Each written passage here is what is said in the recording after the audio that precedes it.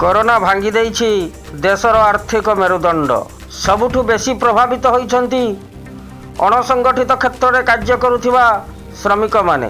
तेबे विभिन्न राज्यरू आसी ओडिशा रे फसी रहिथिबा हजार हजार श्रमिक एबे घर मुहा चलीछन्ति। ओडिशा सरकार प्रवासी श्रमिक मानकर समस्त कथा विभिन्न अस्थायी केन्द्र मान स्थापन करी सेमनकु रखिबा सह तृतीय पर्याय लॉकडाउन परे मालिक बा ठिकादार माने छाड़ी देइछन्ति श्रमिक मानकर हाथ।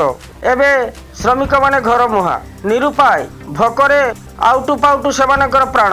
तथापि पादरे चाली चाली चलीछन्ति असरंती बाट।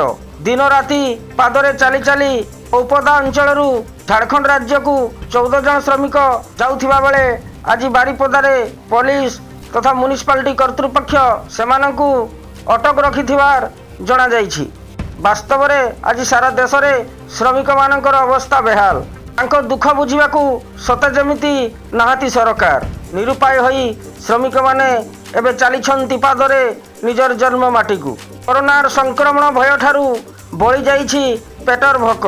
एभली एक घड़ीसंधि मुहूर्त रे श्रमिक माने किभली भावरे सुरक्षित रहिबे एवं किभली भावरे सुरक्षित भावरे ताको निजर जन्म माटी को फेरिबे से दिगरे केंद्र सरकार एवं संपृक्त राज्य सरकार माने ध्यान देवार आवश्यकता रही।